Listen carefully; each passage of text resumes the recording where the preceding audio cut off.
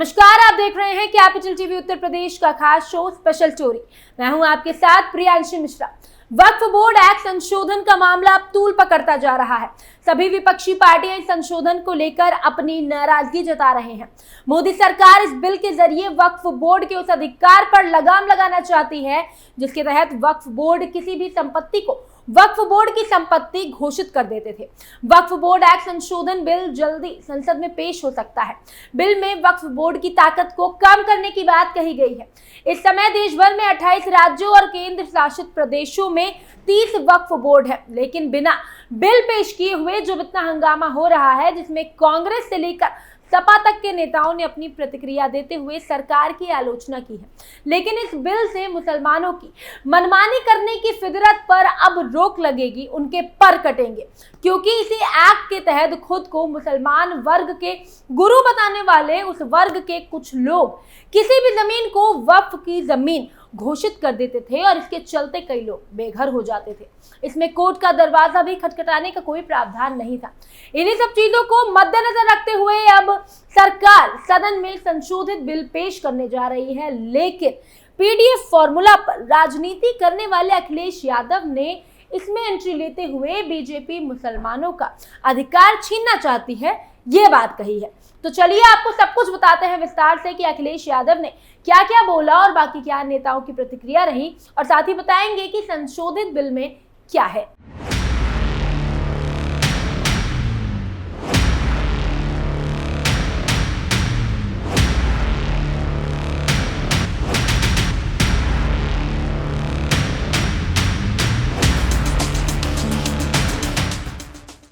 सरकार इस हफ्ते संसद में वक्फ बोर्ड संशोधन बिल ला सकती है।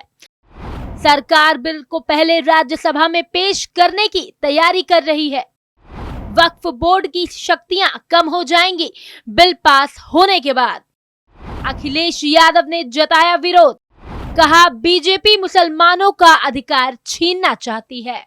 सरकार इस हफ्ते संसद में वक्फ बोर्ड संशोधन बिल पेश करने की योजना बना रही है। बीजेपी और एनडीए इसे पास कराने की कोशिश में है, जबकि विपक्ष इसका विरोध कर रहे हैं। सरकार का दावा है कि यह बिल वक्फ संपत्तियों की पारदर्शिता और न्यायिक व्यवस्था को सुधारने के लिए लाया जा रहा है। सोचने वाली बात यह है कि अभी तक सिर्फ बिल पेश करने की बात कही गई है, तब विरोधी इतना हंगामा कर रहे हैं।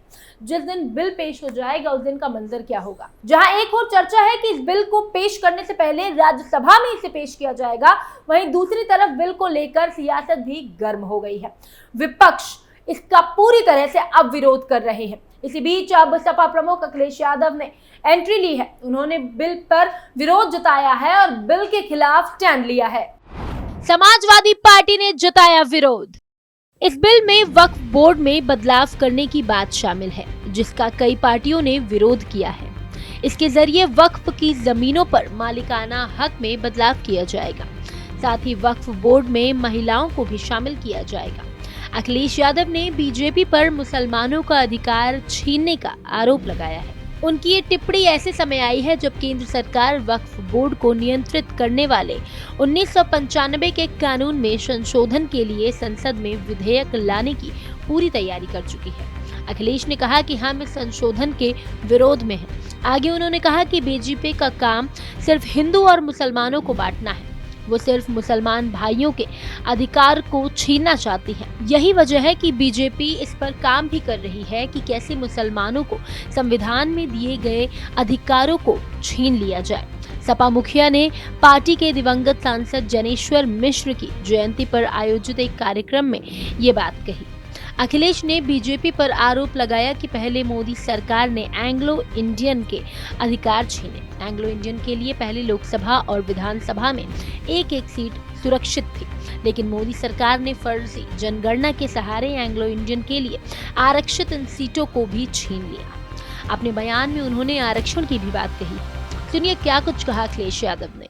एंग्लो इंडियंस की लोकसभा में और विधानसभा में एक सीट हुआ करती थी, उनका रिप्रेजेंटेशन था। इन्होंने जनगणना करा ली फर्जी, इन्होंने फर्जी जनगणना कराई और फर्जी जनगणना करा करके एंग्लो इंडियंस की एक सीट ले ली, छीन ली।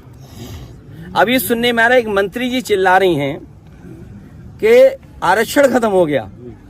अच्छा, आप खुद सोचिए, सरकार में भी रहेंगे और आरक्षण की भी बात करेंगे, तो जिन्हें आरक्षण की चिंता है, जो पिछड़े दलित और अल्पसंख्यक आदिवासी भाई बहन हैं, चाहे वो दिल्ली में हो चाहे लखनऊ में है, तुरंत बीजेपी को छोड़ दें, तुरंत छोड़ दें। और ये चलिए अब आपको बताते हैं कि वक्फ एक्ट आखिर होता क्या है और उसका काम क्या होता है। क्या है वक्फ बोर्ड का काम? अभी वक्फ बोर्ड के पास ऐसी संपत्ति को अपने कब्जे में लेने का अधिकार है जो अतीत में वक्फ की गई हो और उसका वक्फ बोर्ड के पास आधार हो। नए बिल में इस पर रोक लगाई जा सकती है। ऐसा ही और भी अधिकारों को कम किए जाने पर विचार चल रहा है। इसी बीच अब सवाल ये उठता है कि ये बोर्ड किस तरह दूसरों की संपत्ति को अपना बना सकते हैं।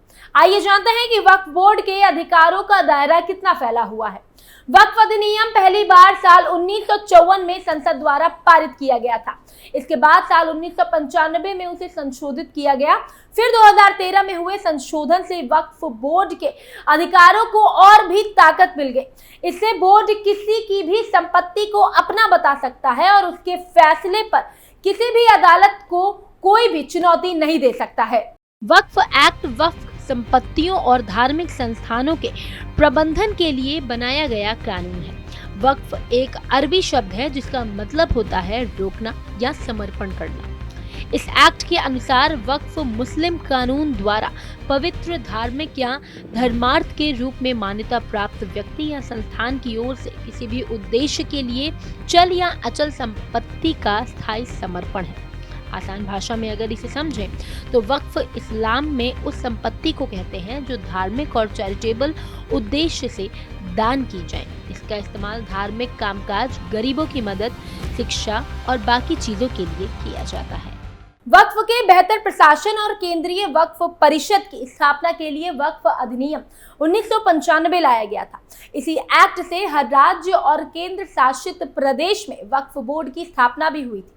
इसी की धारा 32 में बोर्ड की शक्तियों और उसके कामकाज का जिक्र है। इसके अनुसार बोर्ड को यह सुनिश्चित करना होगा कि औकाफ यानी दान दी गई संपत्ति की आय और उनका इस्तेमाल उन उद्देश्यों में किया जाए जिनके लिए औकाफ को बनाया गया है। इसके अलावा वक्फ बोर्ड का काम सामाजिक कल्याण के लिए स्कूलों, कॉलेजों, अस्पतालों, मुसाफिर खानाओं की मदद करना है। फिलहाल भारत में करीब 30 वक्फ बोर्ड हैं। इन वक्फ बोर्डों के साथ तालमेल के लिए केंद्र वक्फ परिषद बनाया गया है। क्या किसी भी जमीन को अपना बता सकता है वक्फ बोर्ड? वक्फ बोर्ड पर अक्सर आरोप लगता है कि वो दूसरों की संपत्ति को मनमाने तरीके से अपना करार देता है। बोर्ड को ये शक्ति वक्फ अधिनियम 1995 की धारा 40 में मिली हुई है। इसके अनुसार राज्य वक्फ बोर्ड किसी भी संपत्ति को वक्फ संपत्ति घोषित कर सकती है अगर इसके पास ऐसा मानने की कोई वजह है। ऐसे मामलों में बोर्ड उस संपत्ति के तत्कालीन मालिक को नोटिस भेजता है। अगर इस पर कोई विवाद पैदा होता है तो बोर्ड की तरफ से ही मामले की जांच की जाती है। पहले केवल नोटिस भेजने भर से ही जमीन पर बोर्ड का हक हो जाता था, लेकिन मई 2023 में सुप्रीम कोर्ट ने अपने फैसले में कहा कि किसी संपत्ति को वक्फ घोषित करने के लिए केवल अधिसूचना जारी करना काफी नहीं है। इसके लिए वैधानिक प्रक्रिया का पूरा करना आवश्यक माना जाता है, जिसमें 2 सर्वे, विवादों का निपटारा और राज्य सरकार और वक्फ के एक रिपोर्ट जमा करना शामिल है। वक्फ एक्ट 1995 में 2013 में संशोधन किया गया था, जिसमें जमीन के मालिकाना हक पर वक्फ बोर्ड के फैसले को अंतिम माने जाने का प्रावधान था। बोर्ड के फैसले को रद्द या संशोधित करने की ताकत केवल ट्रिब्यूनल के पास थी। वक्फ ट्रिब्यूनल में प्रशासनिक अधिकारी होते हैं। रिपोर्ट की अगर माने तो ट्रिब्यूनल में कौन कौन शामिल होता है, इसका फैसला भी राज्य सरकार ही करती है। अब आपको बताते हैं कि मोदी सरकार जो बिल पेश करने वाली है, आखिर उसमें क्या क्या है। मोदी सरकार द्वारा प्रस्तावित प्रमुख संशोधनों में वक्फ बोर्डों का पुनर्गठन, बोर्डों की संरचना में बदलाव और बोर्ड द्वारा वक्फ की संपत्ति घोषित करने से पहले उसका सत्यापन सुनिश्चित करना शामिल है। विधेयक में सेंट्रल वक्फ काउंसिल और स्टेट वक्फ बोर्ड की संरचना को बदलने के लिए वक्फ एक्ट की धारा 9 और धारा 14 में संशोधन करने का प्रस्ताव है, ताकि निकायों में महिलाओं के लिए प्रतिनिधित्व सुनिश्चित किया जा सके।